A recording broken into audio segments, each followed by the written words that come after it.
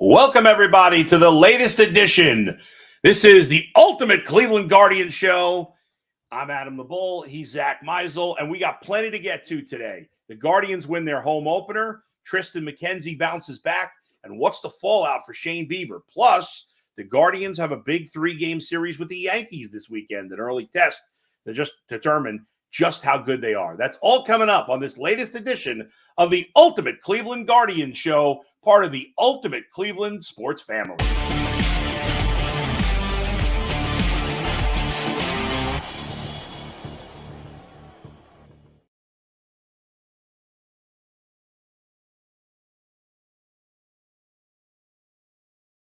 Here without I don't know why. I've been doing this show without my headphones. I feel like I need to put on my headphones because I feel weird not having headphones. I can't wear the headphones because then I can't hear you because I'm hearing everything here. But anyway, how you doing? It was a fun day yesterday, right?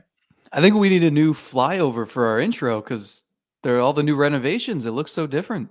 That's true. We are going to work on that. I got to say, I was like, when people made it, when they talk about the blue seats, like, wow, get the team better. And yeah, we all want them to get the team better. I get it.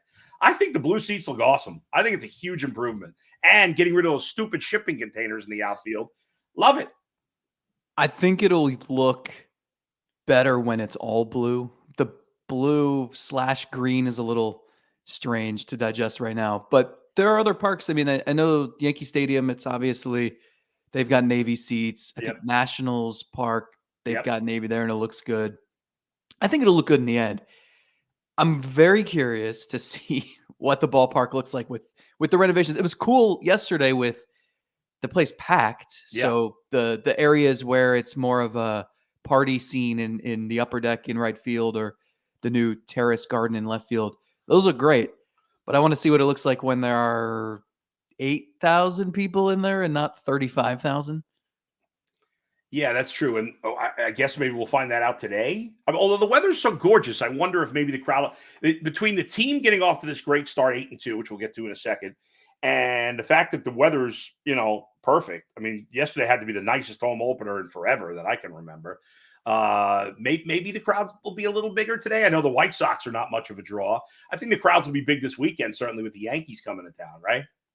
You couldn't have scripted a better start for the organization itself, right? Like, usually they hate having the Yankees. It feels like the Yankees come here every April, and it's a waste. A lot of times it's a Monday to Wednesday series too. Right. And if they throw that on a weekend in the summer, you're going to sell out those games. So at least you said it.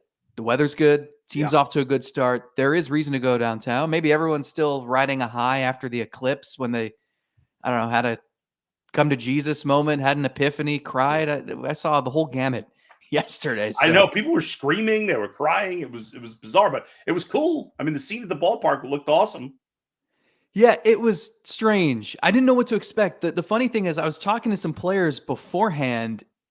They were not given a ton of guidance on this. Yeah. I think partially because there's no precedent here. The team could do all the preparation they wanted, but it's not like they could say, yeah, well, in 1989, we didn't know. The most recent example of this was 1806 in Cleveland. So there was nothing to draw upon. So players weren't really sure where they'd have the best view. They weren't sure the timing of everything. And so then you get out to the field at 3:10, a few minutes before peak totality, and they're amazed. I mean, I saw pictures by some of the photographers where every player is staring up at the sky and their mouths are wide open and they can't believe what's happening. And it got really dark there for a minute. The temperature dropped probably 15 degrees. Yeah. And this is all happening in between batting practice and before pregame introduction. So it's just, it's such a strange thing. And I think opening day or the home opener is memorable regardless, but that's when anyone who was there, I think there were about 10,000 plus actually in the stadium at the time of the Eclipse. I mean, that's one you're going to remember for a long time. No doubt. What's funny too is you mentioned like 5 minutes before the totality moment, I was like, oh, it's dark, but it's not that dark. And then as it hit the moment of totality, 3:15, 3:14, whatever it was dark for a few minutes. And it was like, wow, this is crazy. But you're right. I mean, I think there's a lot just general excitement in the city between, the women's Final Four was a very successful event. The weather's great. The Eclipse. There's just a lot of people around, and so it's just a good feeling in the city right now, and hopefully that'll continue. I know the weather, as it tends to be the case in Cleveland in April. The weather's going to turn again, and I think Friday's supposed to be like 45 degrees and rain. But at least for now, we got great weather, and because so we'll enjoy it while we got it, right? It was a weird scene. So I started Monday by walking down to the East 9th Pier, and they had NASA set up its hub basically on the front lawn of the Great Lakes Science Center and the Rock and Roll Hall of Fame. So nice. Downtown was not as populated as everyone was saying it was going to be. No, I had no problem getting in and out of downtown when I did the show yesterday. It wasn't crowded down there at all. Yeah, it was strange. There was a strong gathering down by the lake. So that scene was cool. Like Josh Dobbs was there to talk to people about rocket science. They had an astronaut there meeting and greeting people. So that was cool. And then I'm walking back toward the ballpark, and it's eerily quiet. I thought there were going to be people everywhere. The one thing I saw was the women's basketball team, the Iowa marching band, boarding the bus to go back to college. Right. So it's a reminder of the event that they hosted all weekend. And then you get to the ballpark. And by the time gates opened, the lines to get in were crazy long. So a lot of excitement. How many times have we seen a big day like that and it's 37 and overcast? Oh my God. So to have perfect weather, everyone gets to see the eclipse. And then the team won and looked good, and they're 8-2. And I don't think anyone saw this coming. No, certainly not. And, yesterday on the Ultimate Cleveland Sports Show, you made the point of saying that Triston McKenzie is probably the most important player on this team right now with the injury to Bieber. And obviously, based on his elbow problems last year and the way he pitched in his first start with his velocity being significantly down, we were all kind of holding our breath, I think, going into yesterday's game. And I think we all acknowledge that the White Sox, like the A's who they played last week, are amongst the worst teams in baseball. However, the fact that his velocity was up, we were talking about it before we started the show, almost 1 mile per hour on average, I thought was a real positive sign. I don't think we've seen him look better than yesterday, but he certainly looked good. And that was a real positive step and a big thing for the Guardians. Yeah, I think he is the key. I actually said that before the season, before Bieber got hurt, and now I think that is the understatement of the season. I think you need the stability in the rotation. You can trust you're going to get a decent season from Tanner Bybee and Logan Allen, but there are some uncertainties there because it's their sophomore seasons, and the league adjusts to you, and you have to try to adjust back. Gavin Williams, I think, has ace potential, just electric stuff. Yeah. But he's coming back from an elbow injury. So there's always going to be that trepidation. And with Triston McKenzie, it's there too. But he made 4 starts last season. It was a lost year. I'm not surprised that he's got to sort of work his way back to being his peak potential here. It was an interesting start. The White Sox are not good. That lineup was terrible. And it says something that he could throw 72% of his pitches as fastballs, even though it was only 91.3 miles an hour. Yeah. And they couldn't touch him. No. I'm a little concerned he didn't get much swing and miss. That's sort of the barometer. That's what, like, Bieber's swing and miss numbers were crazy high in those 2 starts. How he did that, needing Tommy John surgery, we'll get to that. But it showed you that the swing and miss stuff that made him so good was back, right? Last season, Bieber was giving up hard contact left and right. And if he was going to bob and weave through a scoreless inning, it was going to be because defenders were in the right place at the right time. Right. With McKenzie, I think you need to see more swing and miss. And maybe that'll come if he throws more curveballs and sliders. He clearly wanted to get his fastball back to closer to what it can be. So I think it's a step forward. His next start might be against the Yankees. So that's going to be interesting. And if it's not the Yankees, it'll be the Red Sox at 11 a.m. next week. So they need him, and they need him to be healthy. And there's going to be a natural fear that because of what happened to Bieber, because of what's happening across the league, it's crazy that McKenzie could be next. So they need him to be healthy and to be what he was yesterday or better.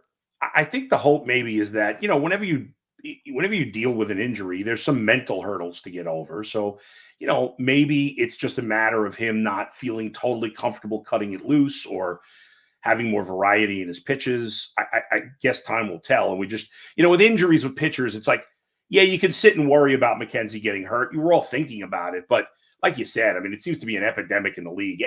Every pitcher could get hurt every day. I mean, you can't worry about that every day. But what I love so much, one of the many things I've always loved about baseball is, for the most part in football, if your quarterback gets hurt, see ya, season over. If in basketball, Donovan Mitchell's hurt, see ya, Cavs can't win anything. You know better than anybody. That's not the case in baseball. You don't have your best, like Shane Bieber, the equivalent of Shane Bieber in basketball and football, season over, 99 times out of 100. But the Guardians, and like, they're a borderline playoff team to begin with. So you think, oh, now there's no chance. But no, this division is clearly wide open. And they have enough good starting pitchers that if the rest of the guys stay healthy, big if, but again, we can say that for anybody, they could still win this division, even without their best pitcher. It was very, very ironic yesterday when Michael Brantley and Corey Kluber threw out the ceremonial first pitches to Jose Ramirez and Carlos Carrasco. Yeah. Shane Bieber, who's out for the year, key pitching injury, comes out and gets this huge ovation. There's a Chicago team in the opposing dugout. Brian Shaw comes on and gives up a home run. It felt very 2016 yesterday. And that team, more than any other I can remember, proved that it is possible to survive key injuries in baseball. But you have to find the formula that works. Is it going to be, the bullpen's been lights out so far. I think it's got to stay that way. And the offense needs to be consistent. So far, so good. Yeah. Can that last? I don't know. When they face better pitching, I don't know. Although they did face some really good pitching last week. Yeah. So can they keep this up and then add to it? Can Kyle Manzardo come and help this? Can Chase DeLauder help this? Can they position themselves so that they can make a trade at the deadline that can help it? That's getting way ahead of us. Yeah. But those are the things that I think are going to, if you don't want this to be a lost season without your ace, then those are the things that are going to have to work out in your favor. Let's take a quick break right here. Folks, let me talk to you about our flagship show, the Ultimate Cleveland Sports Show. Zach was a guest yesterday. The guy, I'll be off today, but the rest of the guys will be on. I think it's going to be, it's Jason Tyvis and I actually don't know who's doing the show today, but maybe Mikey McNuggets. Jason Tyvis and Mikey McNuggets. They'll be going on live at 11 o'clock. As always, 11 to 1, the Ultimate Cleveland Sports Show. Make sure you subscribe. We're trying to get to 40,000 subscribers by our 2-year anniversary, which is a month from today. And we are 800 some odd subscribers away from that 40,000 mark. So please help us get there. Zach, I think one thing that I'd love to see yesterday was Jose Ramirez hitting a home run. That home run kind of, you felt like the Guardians were in control of the game anyway, and I felt like that home run kind of sealed the deal. And if the Guardians are going to have a surprise season, and make the playoffs, they're going to need Jose Ramirez to be a superstar. And he was still good last year, but he struggled in the second half, and they need him to be a superstar, and because they don't have much power, they need him to hit a lot of home runs for them. So it was good to see him hit a jack yesterday. You know what's so strange is Jose Ramirez and Steven Kwan so far have combined for 2 walks and 12 strikeouts. I know. And there are usually guys who have those numbers are even. Yeah. Each of them has 1 walk so far. So with Kwan, I know he's trying to figure out maybe this next level of his offensive game where he hits the ball with more authority, and no one's going to complain. The guy's hitting 383, right? He's been a dream leadoff hitter thus far. And with Jose Ramirez, you're still getting the power. And I don't worry about him, but it is odd. And you're going to need power somewhere, right? Yes. They do. It's not going to be every single game where, like, think about that David Fry 3-run homer against Minnesota the other day, where what great timing where the pitching was good enough that day, getting out of jam after jam, where that was the difference. That's all you needed. And sometimes that is what you need. So to know you have that, if it's Fry, if it's Josh Naylor or either Naylor brother, Jose Ramirez. And they're going to need more. You need more guys who can do that sort of thing. But they're proving they can win in different ways. And I think they didn't have that last year. If they were going to win last year, it was going to be, let's slap some singles together and let's win 3-2. And this year you're seeing 8-0. You're seeing 12-3. You're seeing 4-0, 3-1. I mean, it's different types of wins. And so the next step is, can you win a game when your pitching isn't good? I think, well, that's a big question. And we're going to have games like that because right now you got Carrasco in the rotation and you got whoever they end up using as the fifth starter. But what's interesting is, and we'll see how long this is sustainable, right? And again, obviously it's very early, but at this point, the Guardians are sixth in the league in runs scored per game, which obviously is fantastic. And even through 10 games, none of us would have predicted that. But they're tied for 28th in home runs per game. Only the Twins have hit less home runs per game than the Guardians. So it's pretty hard to stay in the top 10 in scoring when you're in the bottom 3 in home runs. It's pretty impressive that they've been able to do that they're averaging, 6? How many runs are they averaging a game? 5.7 runs per game while averaging less than a home run per game. I mean, that's pretty hard to do. And they've done that against good pitching. Yeah. In part. And we can't blame the cold weather, right? Usually they'll start 11-14 and people say, oh, wait till it warms up and the bats will heat up. And I never bought into that. No, me neither. And you don't have to now. I mean, not that it was balmy on that road trip by any means, but the weather's cooperated for the most part. It's warm here this week for the most part. So it's a chance to just get off on a good start. And it just think about, I mean, Andres Jimenez said it last night after the win. He was asked, like, what's the energy in the clubhouse? And he said the vibes are just incredible. And he can't put his finger on it, but he knew he was really mad that he had to come to the interview room and talk to reporters because he didn't want to leave the clubhouse because everyone was having such a good time. So that's, that doesn't mean that you're going to win 100 games, but there is a good energy and it's healthy. And when Bieber got hurt, there were people in the organization who were a little nervous that there was going to be a letdown and that energy was going to disappear. That didn't happen. They won a tough game that day, and then they came home after the rainout and they won again. So maybe this thing continues. But it's again, like I don't think Stephen Vogt could have dreamed of a better way to spend his first 10 games. No, on the field, almost everything has gone right for them. I mean, and a lot of that they've earned. It's not like they've gotten lucky all these, but the combination of, they haven't played a particularly good offensive team yet. That has helped. The Twins are struggling offensively. The Mariners have good pitching, but their lineup is not great. And obviously we know what Oakland and Chicago are, but they've had timely hitting. They've gotten, for the most part, very good pitching. And the Guardians with the other team having runners in scoring position, I mean, the numbers have just been ridiculous, especially like the last 5 games. So, you're right. Stephen Vogt's got to be pinching himself right now how well things would go. But as we all know, that could turn in a hurry. It could turn in a hurry. So can't take your foot off the gas. And they got to take advantage when they play these terrible teams. Like, you got to win these series all the time. Hopefully you sweep the White Sox. You don't want to blow, last year they had a losing record to the White Sox. And the White Sox are even worse this year. But, right now, Luis Robert and Eloy Jimenez, I know Jimenez is always hurt, but like those are probably their 2 best hitters, and they're both out. So, they got nothing. They got it. They should sweep the series. And their pitching's abysmal. So capitalize on that. And even if your offense is playing above its head, like you said, I don't know how sustainable that is to be at the bottom in home runs and near the top in runs scored. Get some momentum, get confidence against these bad teams. That's what you're supposed to do. That's right. The Tigers just lost a series at home to Oakland.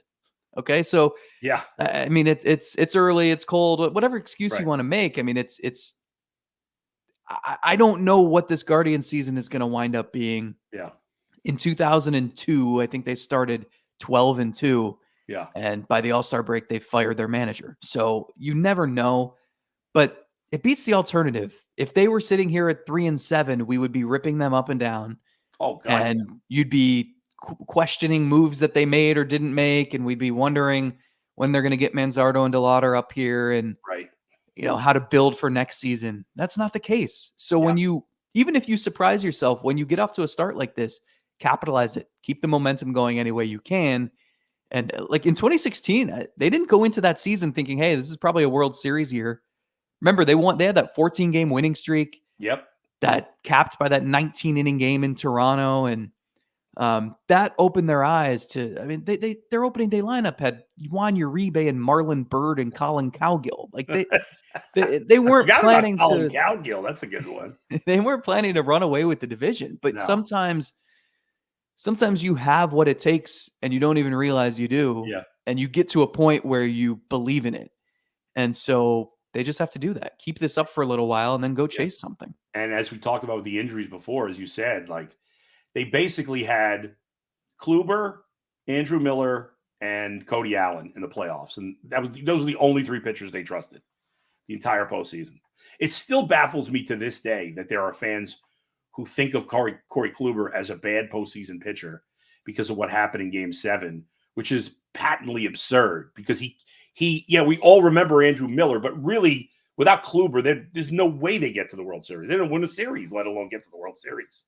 His 5 starts in that postseason before Game 7. Yeah. And of those 5, I think 2 came on short rest and then Game 7 as well. Yep. Those 5 starts, his ERA was 0.89. And that is in the postseason. Yeah. So you're facing, I mean, Toronto's lineup that season was loaded. Boston's lineup was really good. And he shut everybody down. Loaded. Yeah. So, he looked as unhittable in the playoffs as we'd ever seen. And had he been able to survive Game 7, and he was gassed, and there was no way you can blame him, we would have talked about him as one of the greatest performances in the history of baseball in that postseason. He'd have a statue. Yeah, truly. It's just ridiculous. And for the record, yeah, because talked to him yesterday. Yeah. Even in retirement, he is still a man of few words, robotic, quiet, and that's just who he is. It was wild. He used to come on the show. We had him on the show a number of times, and I could never get him to loosen up. And what are you going to do? All right, quick break. Folks, coming up tonight, the Ultimate Cleveland Cavs show as the Cavs are floundering to the end of the season, 3 regular season games left. Jason and Mikey McNuggets will tell you, do they have any shot of getting it going in the playoffs? That's at 5 o'clock. The Ultimate 216 show with Earl the Pearl, Thursdays at 5 o'clock. And the Ultimate Brown show with G. Bush, Mondays and Fridays at 5 o'clock as well. We here on the Ultimate Cleveland Guardians show talking about the great start to the Guardians, who are 8-2. Now, because of the rain out, Zach, on Sunday, the Guardians don't need a 5th starter yet, but at some point here they're going to. They have another day. They're off Thursday, right? They're off Thursday, so they could kick the can to Saturday, Sunday, or even Monday. Right. Yeah, it'll be interesting to see what they do. If you had to bet right now, I mean, the options within the organization, Beatty and Gaddis possibly, but Gaddis has been so good in the pen, I wouldn't think. Is it going to be Xavier Curry? Is it going to be Ben Lively? Is it one of those 2 guys most likely? Yeah, it'll be one of them. So what this does was it allowed those 2 to make another rehab start in Columbus. Right. So I believe Lively will go tonight, Curry tomorrow, and then my guess would be one of them comes up over the weekend. So you'll have Logan Allen today, Tanner Bybee Wednesday. I would assume Carlos Carrasco Friday.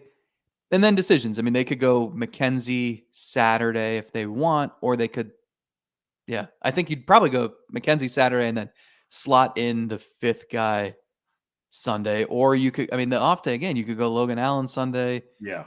They can kick this can a few days down the road. I think I'd rather have one of those guys pitch against Boston than the Yankees, but Boston's playing decently, but I think the Yankees lineup's better. But I guess it is what it is. They're going to have to do it at some point. But you don't think we talked about this yesterday on the Ultimate Cleveland Sports Show? You don't think they're going to go out and grab a veteran on the market, one of these guys that's been hanging around? I don't. At least not yet. If Gavin Williams has a setback, something like that, maybe. But they gave Lively a major league contract. Xavier Curry they're building him up. He's on the 40-man roster. So Right.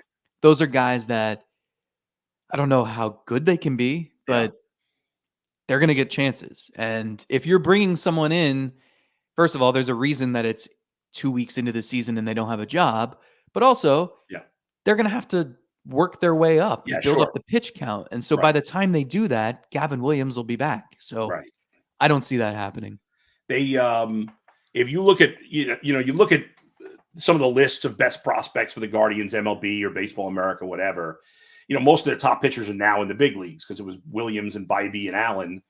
Obviously, Daniel Espino has been their top pitching prospect forever, but he's been hurt for years and that has never been more crushing than now. Yeah, because he was supposed to be an ace right now. I mean, you wouldn't even Bieber would have been traded.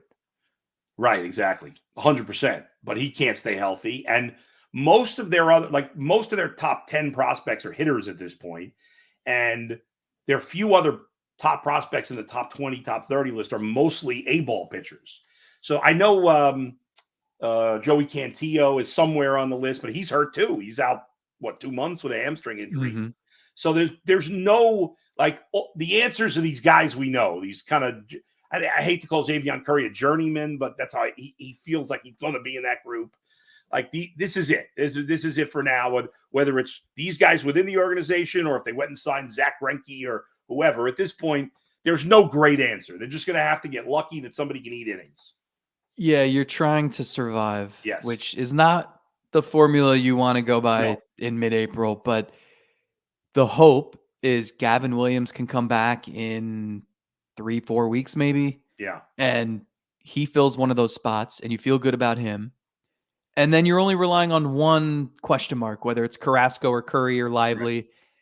And then if you keep this up, and again, we're getting way ahead of ourselves, but if you keep this up, that's an obvious target at the trade deadline. Yes. Where you can flip some of those hitting prospects. And it's easy to identify who might be selling because some of these teams are off to such horrendous starts. Right. Where maybe Jesus Luzardo is a good option with Miami. Or I don't know. We can talk about that in June. But part of the problem is though, the White Sox, these other teams don't really have any good pitchers. I mean, could Paul you get Blackburn maybe? I was just going to say, he'd be better than Xavier Curry. You'd rather have Paul Blackburn. We'll see. I mean, I'm trying to think. I don't know. The Nationals, they have anybody? I'm trying to think of who I'd like from their rotation. Not really. So, it's weird because you never, when's the last time the Guardians were looking for a starting pitcher on the trade market? Ubaldo Jimenez 13 years ago? Ubaldo.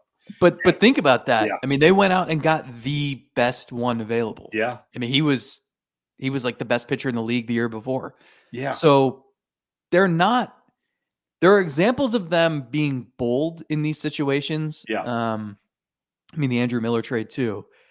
But they're going to finally have to just do it, right? Yes. We've been talking about trading position player prospects for 2 years.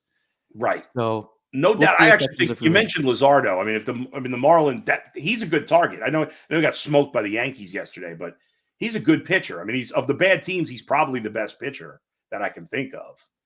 He's their only one who's healthy too. The Marlins have this cupboard full of awesome young arms, but they're all injured. Hurt. But that's the other thing. Yeah. How many teams are going to be needing starting pitching this year? That's true too. I mean, you look at the Braves. Spencer Strider, they haven't announced Tommy John yet, but who knows? Garrett Cole's out for half the year. The Cubs lost their number one starter, Justin Steele. He's got a hamstring injury, so he'll be back. But the list is never ending, really. I mean, I think everybody's going to be looking for pitching, which is going to raise the price on even the mid-tier guys, which, but the Guardians have it doesn't raise the money price. It raises the prospect price. And the Guardians have been sitting on their hands for something like this in a while. And if they're in the mix here, which I think it's hard to believe they wouldn't be in this division, especially, they've got to do it. And what's great is that,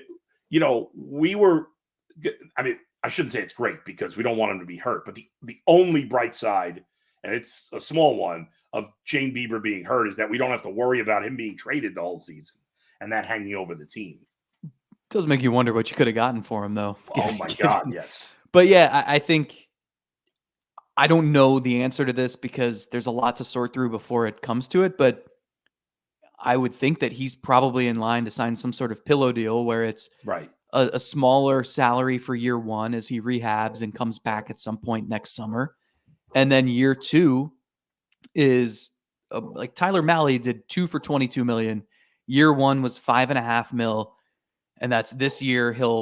I think he'll come back in July maybe. Right. And then next year he'll make 16.5 million. And the hope is he's back to himself, builds up his value, and then hits free agency again, and then you sign your bigger deal. With Bieber probably looking at the same a similar thing. And if I'm him, I'm looking around the league and I'm saying there aren't very many places I'd feel more comfortable going through this than Cleveland, where I know the trainers, I know the coaches and the coordinators, and they know me and my history and my tendency and my workloads and everything.